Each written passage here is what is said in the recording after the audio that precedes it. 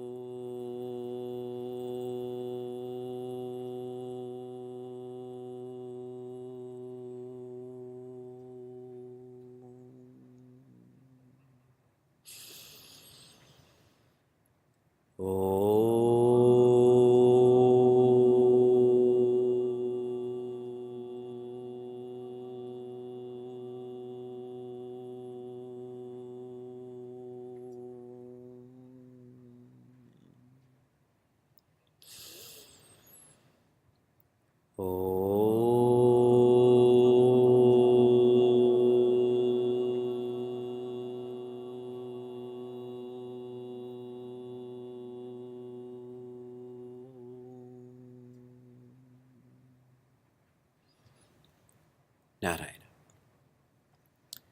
Hari Om and good morning from Niagara.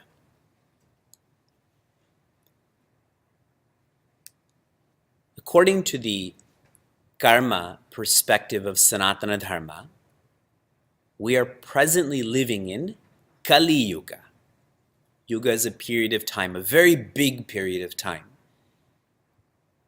And Kali means noise, like Kala. Kala, noise can be soft and beautiful, like a baby babbling, or rough, like nails on a chalkboard. So Kali means noisy. This noisy is not a beautiful noisy. Kali means fast. Everything goes so fast, there's no time anymore. Kali means quarrel. In Srimad Bhagavatam, the introduction of Kali is in the form of a quarrel. Noisiness and busyness and conflict. This all affects the scope of our thinking. We become short-term thinkers. And a classic example of that is how we care for the environment. We've become very short-term in our thinking towards the environment, no? If we were not affected by Kali in our thinking, we never would have created styrofoam as an example. It's too destructive. We never would have created disposable water bottles, or made them commercially available at least. Too destructive. Kali is pushing us to the surface of life, making us shallow. And I said short-term in our thinking. We have to resist Kali by pushing us back into the depth of life, where it's not noisiness, but quietude. Not busyness, but engagement. Not quarrel, but resolution. And to open our thinking to the long-term journey. A yatra, like so many of you have been on, is to help us in our Jivan Yatra. The yatras we organize, the Chinmaya Inspiration Yatras, they have start and finish times. Externally, but internally, I should be on a Jivan Yatra. I cannot think of a better way to push us back to the depth of life than to study Ramayana with the framework of Vedanta. That Ramayana is the most deep Shastra, and the more my mind is blown by that, the more I realize I need to think more, apply more, not just on Sunday morning, but all the time. Bhagwan Rama and his katha are a direct hit against the spirit of Kali.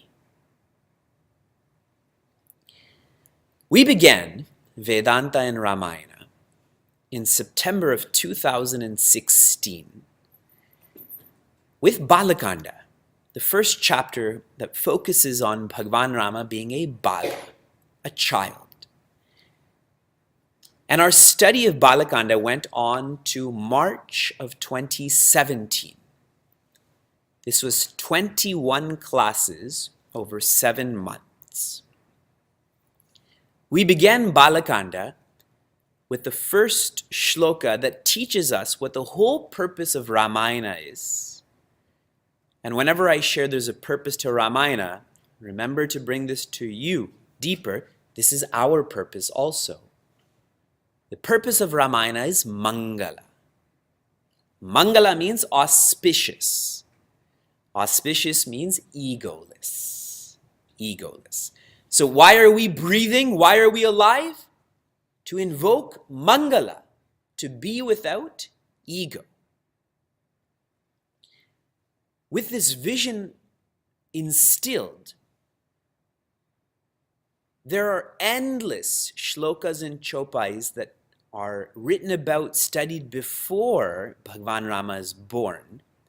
And that shows that the ayana to Rama requires a lot of preparation, and a better word is purification.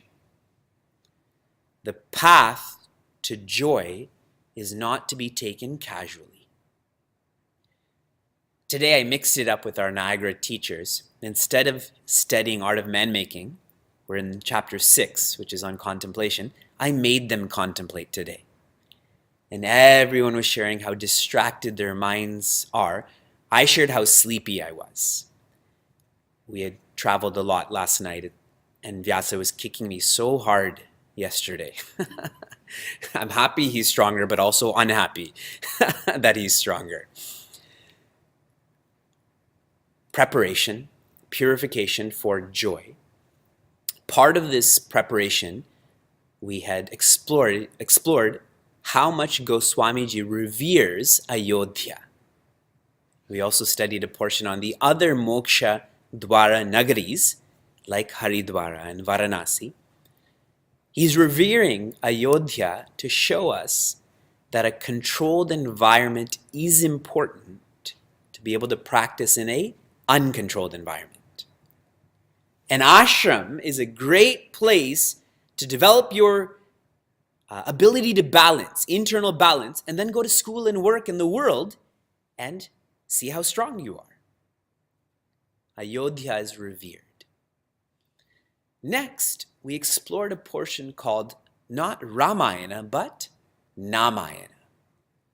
This is the path, this is the purpose of the name, of Bhagwan Rama's name.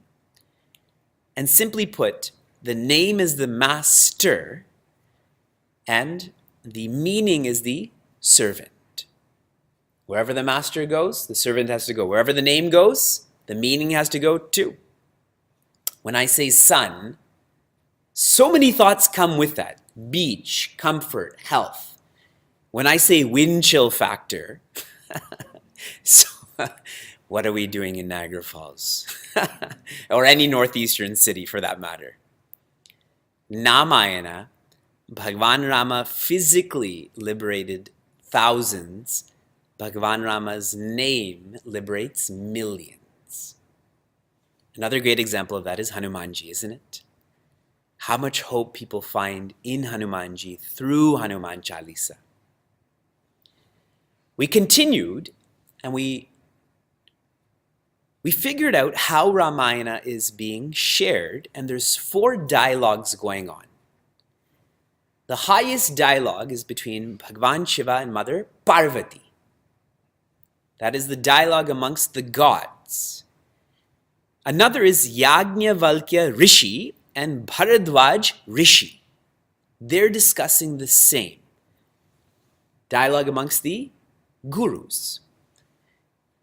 Then we have Kaka Bhushundi. He's a crow who's sharing with Garuda, Bhagwan Vishnu's vehicle, his vahana. The gods, the gurus, and the animals. Animals here includes plants and stones. And the 4th dialogue is Goswamiji with himself, with his mind, and that's where we fit in. Just like Bhagwan Krishna speaking to Prince Arjuna is the mind, which really means this becomes us, Bhagwan Krishna is speaking to. Leading up to the dialogue between Bhagwan Shiva and Mother Parvati, we discovered that she wasn't always Mother Parvati, but was Mother Sati. And Mother Sati had questioned Bhagwan Shiva as to why he loves Bhagwan Rama so much. And Bhagwan Shiva tried to explain, but she wasn't prepared to appreciate what Bhagwan Shiva was sharing, and she had to change her form and name to become Mother Parvati. And this was a lovely and humorous section of Ramayana where we studied how Bhagwan Shiva got married to Mother Parvati. Remember, I invested a lot of time in the Bharat. They saw Bhagwan Vishnu first, so everyone was really happy. But he was just the best man. The actual groom was Bhagwan Shiva. Mother Parvati's mother fainted. Do you remember? This was introduced because Bhagwan Rama didn't go from Brahman to Bhagwan just for Ravana, contrary to what we understand. He incarnated or took on a form and name for lots of reasons. Some of those reasons are for Jaya and Vijaya, to rehabilitate them, that Manu and Shatarupa wanted a child like God. There is no child like God, so God had to come as the child. Raja Dasharatha, Mother Kaushalya. Many reasons why Ramayana is manifesting. And then in the beginning portion of Balakanda, I think I had read or reviewed in my notes, there was 135 pages before Bhagwan Rama, Sambhavami. He was not born, he appeared. He did not have a reincarnation, he had a incarnation. That word Sambhavami is the same word used by Bhagwan Krishna. Sambhavami yuge yuge. He's not born. He manifests. When he manifests, he goes through his Bala Leela, and his parents love it, the kingdom loves it, and then arrives Rishi Vishwamitra to keep the katha moving, that I need your sons, Bhagwan Rama and Sri Lakshmana, to help me with my yajna. Did Rishi Vishwamitra really need help with his yajna? He can create an entire universe, but he needs help with a yajna. He's the mover in this first kanda. And he moves this kanda a whole lot. He takes Bhagwan Rama to not just go help with the yajna, he puts them in a yajna. And Bhagwan Rama and Sri Lakshmana come back to Ayodhya married to Mother Sita, to Urmila ji. And Balakanda ends with the Mangal Shloka that says, or the Sankalpa Vakya that says, anyone who listens to Balakanda invokes grace to push Kali. So all of us have listened to this in detail, and now in a macro perspective also. That's the effort of this course. We continued to Ayodhya Kanda. Kanda is chapter Ayodhya, where Bhagwan Rama is in Ayodhya, but he leaves Ayodhya. Vadha means to kill. Avadha, no killing. Ayodhya means unattackable. And why Ayodhya is a very interesting word is that everyone thought Ayodhya was unattackable from the outside, but it was attackable from the inside, wasn't it? There was not outside forces that attacked Ayodhya. It was inside forces that attacked Ayodhya. Just for us to understand the name Ayodhya, there's a lot of learning. This kanda begins with Raja Dasharatha wanting to make Bhagwan Rama as the Yuvaraja. This is where I always introduce the Yamaduta, remember? The white hair near his ears. And then who shows up on the scene? Manthara. Manthara means very slow. And externally, she has to move slow because of the nature of her body. How this relates to us is Raja Dasharatha was susceptible to mantra. When should he have made Bhagwan Rama the Yuva Raja? Right then. But what did he do? He moved slowly. One day, how much changed? Mantra.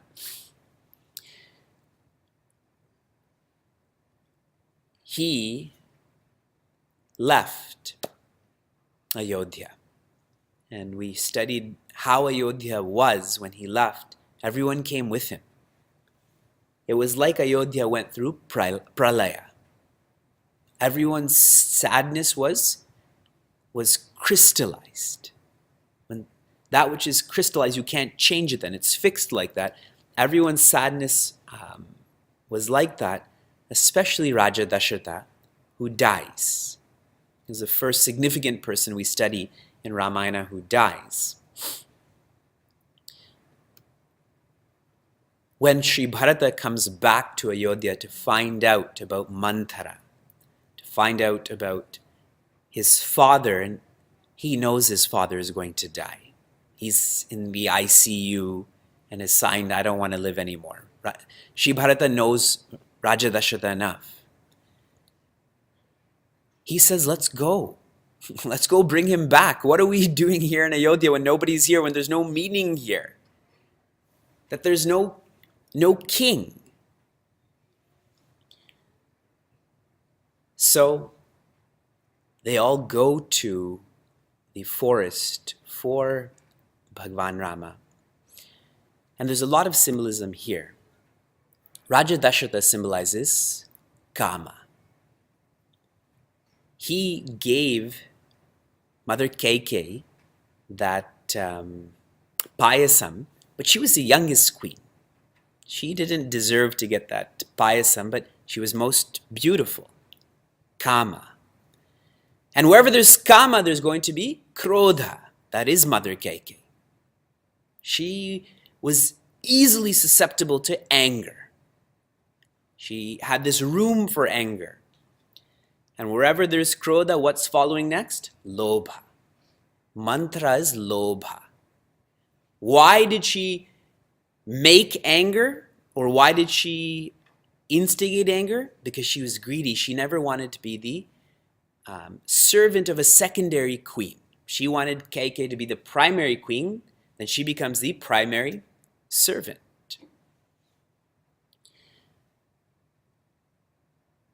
When Bhagwan Rama goes into the forest, leaves Ayodhya, goes into the forest, he invests most of his time in Chitrakuta.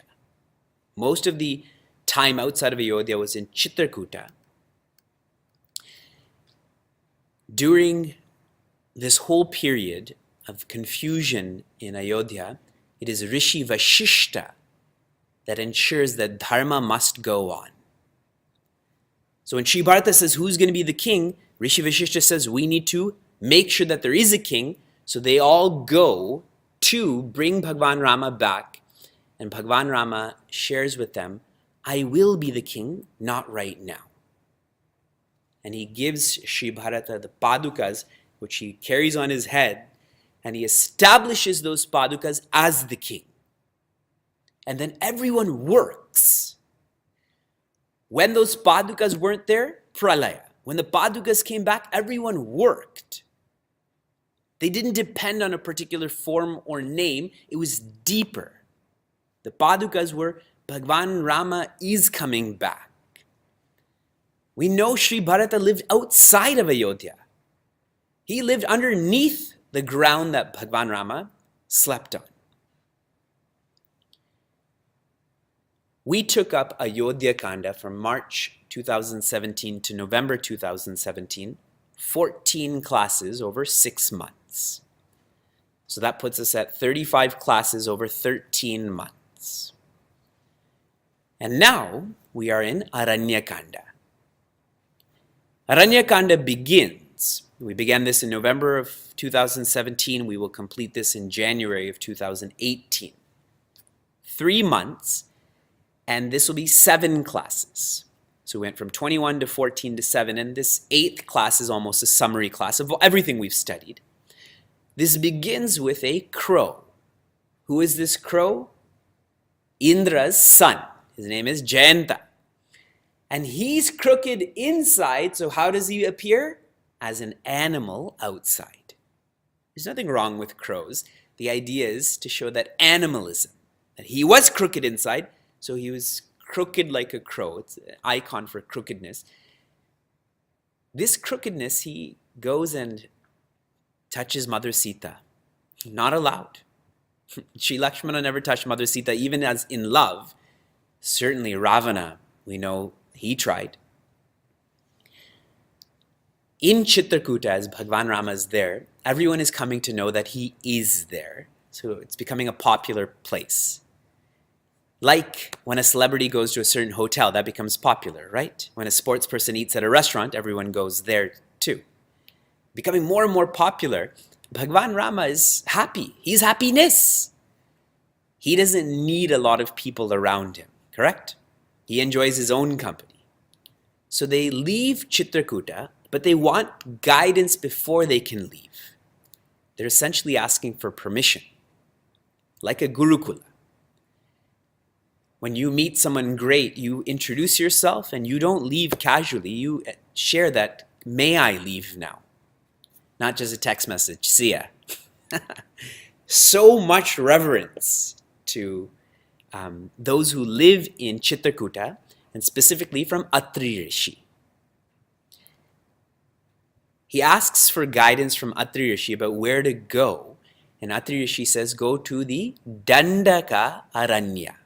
From Chitrakuta to the Dandaka Aranya, and a deeper message behind all of this.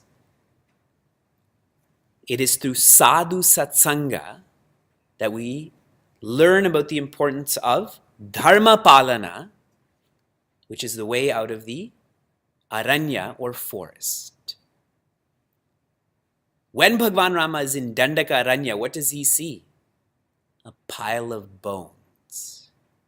And he announces there that my purpose, my dharma, is to eradicate all those who are stopping these sadhus. See, they're in Aranyakanda, they're in Maya. He goes to Atri Rishi, sadhu satsanga. And then Atri Rishi directs him to Dandaka Aranya, directs him to his dharma. This is your purpose for being here. And for us to, in Maya, we are addicted, we are attached, we are apathetic. How do you get out? Sadhu satsanga, dharma palana. Then one is free. One is free to rest, really. Because now you're close to enlightenment. You're at the dwara now. When Bhagwan Rama goes into the Dandaka Aranya, he meets Agastya Rishi. More sadhu satsanga. And Agastya Rishi says, within Dandaka Aranya, you should live in Panchavati. In this area where there's five trees that are these Vatavriksha, banyan trees, very strong. And these symbolize the 5 faiths that one has to have to be able to live in Maya and get out of Maya. These 5 faiths are faith in Brahman, faith in Bhagwan, faith in Shastra, faith in Sadguru, faith in Shastra and Sadguru are the same. Faith in Atma, that's number 4, and faith in Sadhana. So Brahman, Bhagwan, Shastra, Sadguru are put together. Atman means faith in yourself. And finally, sadhana, that you can go using the Sadguru and Shastra to Bhagwan, to Brahman. 5 faiths. And I told you that when you engage in sadhu satsanga and dharma palana, you can rest. At one point, Sri Lakshmana and Bhagwan Rama are resting, and Sri Lakshmana asks Bhagwan Rama 5 questions. Those 5 questions are, what is jnana? What is vairagya? what is Maya, what is Bhakti, and what is Ishvara. Jnana, Vairagya, Maya, Bhakti, Ishvara. Bhagavan responds. He says, Maya, question number 1, he answers, Maya is separation. Specifically, avidya Maya. I know there's lots of Mayas in our classes and so on. So specifying avidya Maya. Second question is, what is jnana? Unity. Uniting. In Sanskrit we say yoga. 3, what is vairagya? It is contentment. Viraga cuts down raga. When I'm content, I am no longer attached. Number 4, Ishvara is the controller of the outer world and the controller of the inner world too. We keep thinking of Ishvara as the outer controller, inner controller also. And finally, what is bhakti? And Bhagavan says, depending. Depending on Bhagavan is bhakti. After this dialogue, then Bhagavan shares a most important statement. He tells Mother Sita, my Nara Leela is going to begin. And she smiles. She knows game time. I want to share again what Leela means. Leenam, bhavam, lati, prakatayati. Leenam, bhavam, lati, prakatayati. That which you see makes you feel. That which you see makes you feel. When you see the Leela of Bhagavan, you should start to feel Bhagavan. Great definition. And then we are near the completion of Aranyakanda, where in this Nara Leela, Mother Sita goes into a fire. Maya Sita comes out. Maya Maricha comes and tricks Maya Mother Sita. Bhagavan Rama plays in this Maya. Sri Lakshmana plays in this Maya. Mother Sita is taken to Ashoka Vatika. Bhagavan Rama is with Jatayu. And he, out of love, randomly goes towards Shabariji's ashram. Not even on the way to where he's supposed to go. And there he meets Shabariji. And she, out of sheer humility, Mangala, says, I'm this old woman and you've come to my home. He says, you are Bhamini. You're the most beautiful, living in this ashram. She says, how can I love you? And he teaches her how to love him, starting with satsanga. And he says, if you have any of these forms of practices, then you will have me. You will be free.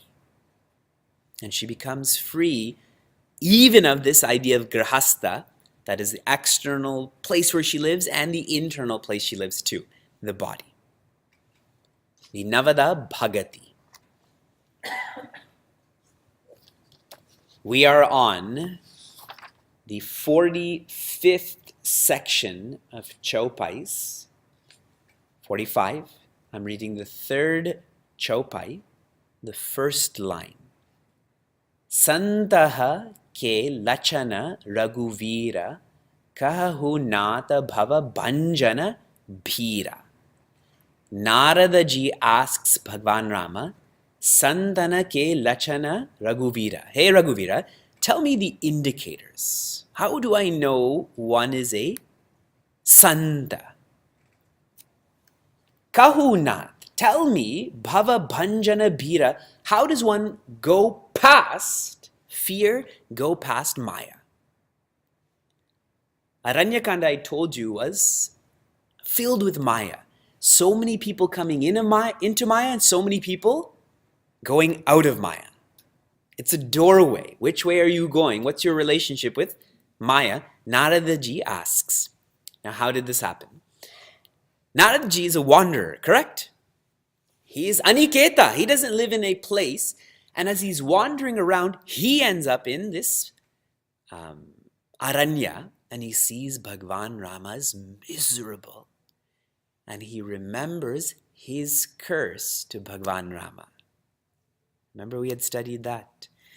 Naradaji cursed Bhagwan Rama that the way I felt this anguish of being separated from the woman I love, you will too. The way that you made me look like a monkey, you're going to get help from monkeys. Mother Sita's been kidnapped. And Shabariji told Bhagwan Rama, go to Pamba river where you will meet Sugriva. He will help you. So Naradaji is miserable. But when he gets to Bhagwan Rama smiles. It's like a game he's playing. We see this with Vyasa all the time. Crying, but as soon as you look at him, he stops crying. He's a little rascal that's playing games with those around him. So Bhagwan Rama stops and says, hey, don't worry, be happy. This is fun. This is my Leela. You think you caused this? This is all supposed to happen.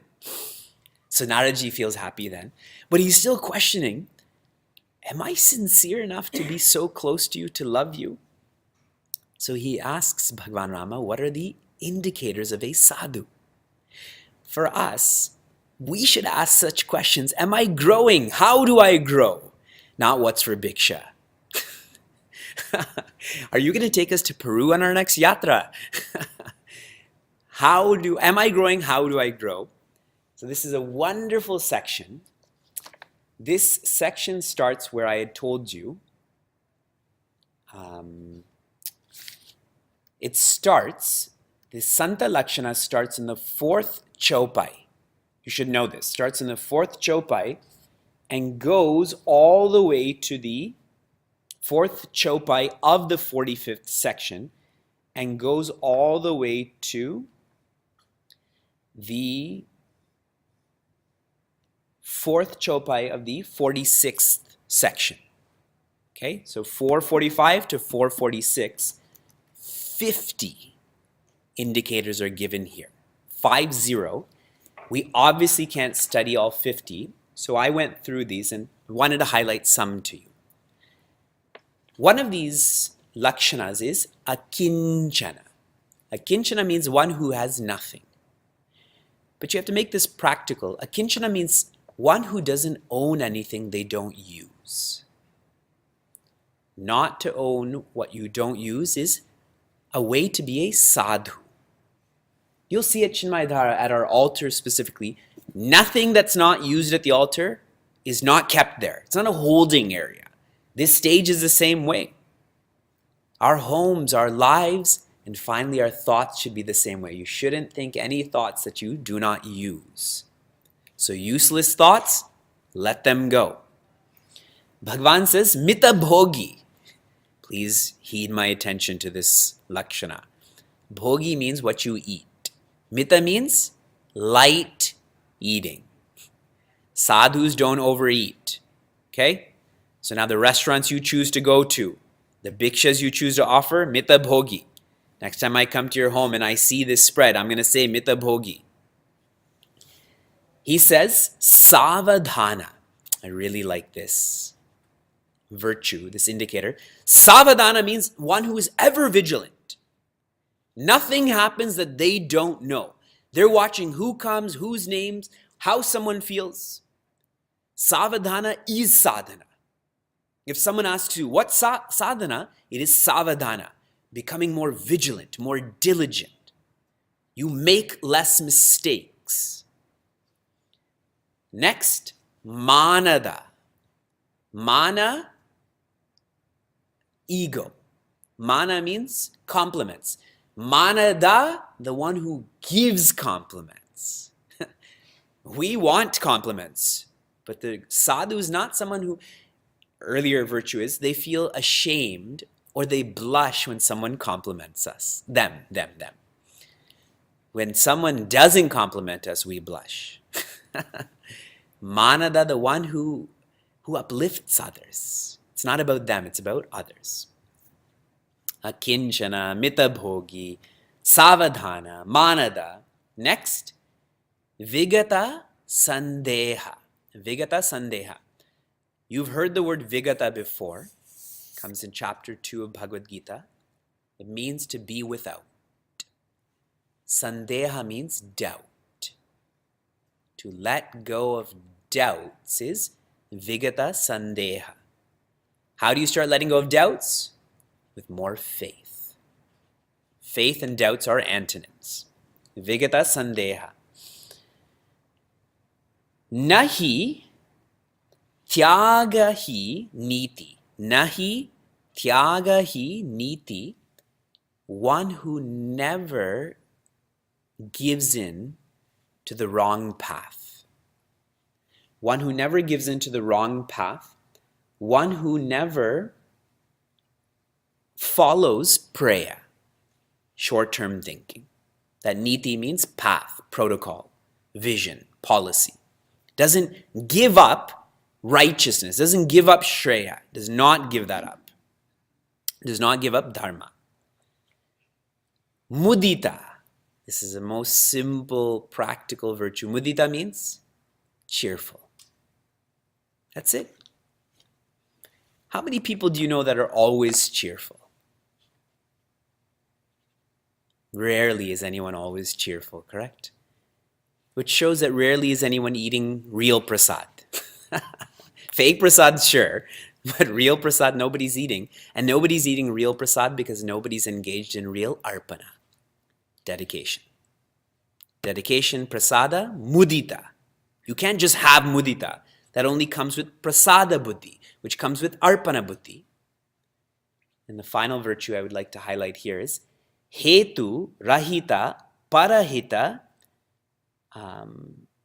rata sila. Each word. Hetu means reason. But here it's, hetu is words, but it's ahetu. Without reason. Rahita, parahita. Without reason, they're engaged in helping others. They're rata sila and they're good at it. They don't serve others for a reason. They serve others for no reason. What is the difference between dependent joy and independent joy? Hetu. If there's a reason, that reason is going to end. Right? Hetu, rahita, parahita, rata, sila. This is how they live. These are 8 out of 50 virtues. All 8 of these. Anyone have all 8? Does anyone have one of these? If you have one, mana. Ego. You know why so many are given? Here's the Vedanta part. Why so many are given? To show us that we cannot develop all of these virtues. All we can do is depend on the one who has all of these virtues. That is the meaning behind this, which I think typically would not be communicated. Because people come in with these secular perspectives. Yeah, you can develop all of these. You can't.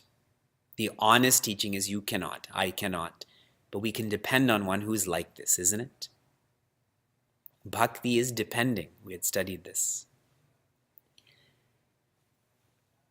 And so ends the 3rd kanda of Ramayana.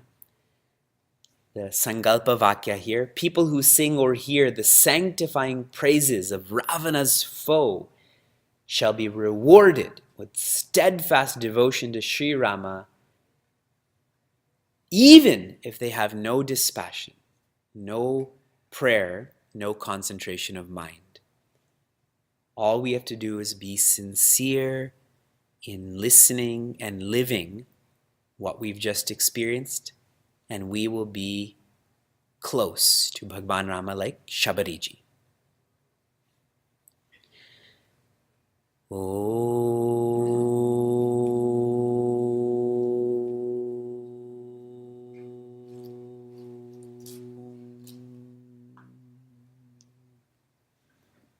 Narayana.